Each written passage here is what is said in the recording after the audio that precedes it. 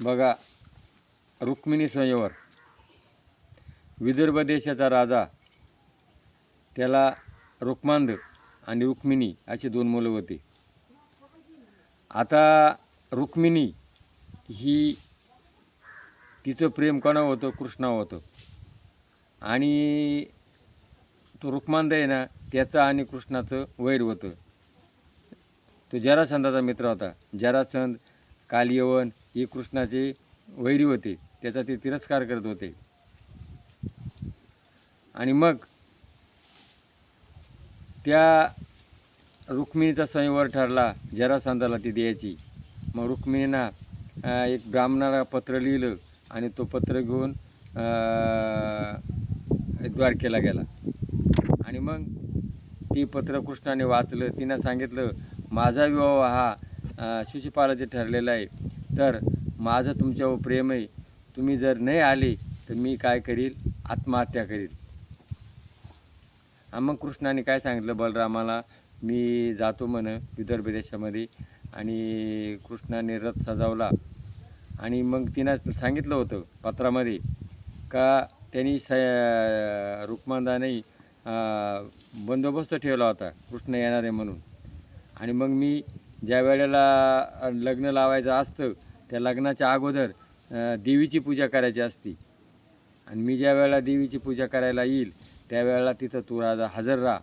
आणि मग त्याने काय केलं, तिथं जाऊन रथ उभा केला आणि सैन्य बंदोबस्त होता. पण कृष्णाने काय केलं, इतकी चालाकीने तिचा हात धरला आणि पटक्यात तिला रथामध्ये घेतलं. तिला रथात घेतल्यानंतर आणि मग रुक्मांद, जरासंध असेच शिशुपाल यांचं आणि कृष्णाचं युद्ध झालं. कृष्णाने बलरामाने सगळ्यांना हरवलं. आणि मग शिशुपालाला घेऊन रुक्मांदाला घेऊन आणि मग कृष्णाने काय केलं, खड्ग उतरलं त्याला मारणार. शेवटी भाऊ आणि बहीण यांची माया असती.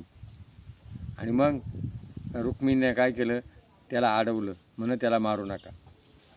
मग काय केलं, त्याच्या डोक्यावरचे केस काढले. पूर्वी काय होतं, त्याचं मुंडन करायचं आणि मुंडन केल्यानंतर त्याचा मुकुट खाली काढला म्हणजे त्याचा अपमान होतो. आणि मग त्याचं मुकुट काढलं आणि त्याला परत पाठवलं. आणि मग कृष्णाने जाऊन द्वारकेला जाऊन आणि रुक्मिणीचं आणि त्याचा विवाह झाला. मग रुक्मिणीचा आणि त्याचा विवाह झाल्यानंतर मग कृष्णाने नंतर काय केलं, रुक्मिणीचा विवाह झाल्यानंतर कृष्णाने जांबुवंती, सत्यभामा, कालिंदा, मित्रंदा, सत्यवती, भद्रा, लक्ष्मणा यांच्याशी विवाह केला.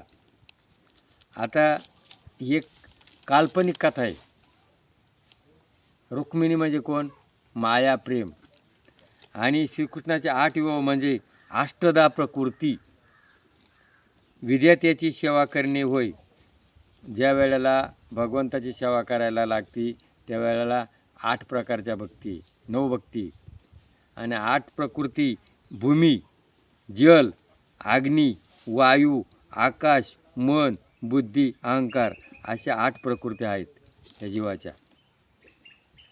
आणि जीव हा प्रकृतीच्या अधीन असतो. या 5 प्रकृती आहे ना त्याच्या अधीन असतो. आणि ईश्वर प्रकृतीच्या अधीन नसतो. ईश्वर ह्या प्रकृतीवर विजय मिळवतो, त्यामुळे त्या ईश्वराची सेवा करतात. म्हणून त्या ज्या 8 प्रकृती कोणत्या, भूमी, जल, अग्नी, वायू, आकाश, मन, बुद्धी आणि अहंकार, याच्यावर कोणाचा विजय असतो? भगवंताचा विजय असतो. म्हणून आपल्या जीवनामध्ये या ज्या 8 प्रकृती, या 8 प्रकृती आपण जर याच्या हे केलं, सोडल्या, तर आपल्या भगवंतापाशी जाऊ शकतो. म्हणून कृष्णाने या 8 प्रकृती त्यांनी स्वीकारल्या, म्हणून त्यांनी बायका केलेल्या नाही. आता लोक काय म्हणतात, कृष्णानं किती केला? 16,000 बायका केल्या. तर त्या जरासंधाच्या याच्यामध्ये किती होत्या? 16,000 स्त्रिया होत्या. आणि मग त्या 16,000 स्त्रिया त्यांनी मुक्त केल्या आणि त्यांनी आधार दिला. आपल्या शरीराला या ज्या नाड्या आहेत या किती आहेत? 16,000 आहे. आणि कृष्ण म्हणजे आत्मा. प्रत्येकाच्या हृदयात कोण आहे? भगवंत आहे. आणि म्हणून ही कृष्णाची अपभ्रंश केलेला आहे. कृष्ण म्हणजे जीव आणि आत्मा.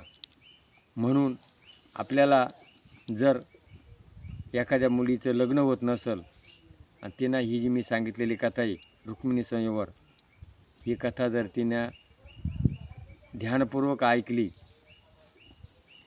तर तिचा विवाह होईल असं शास्त्र सांगतं.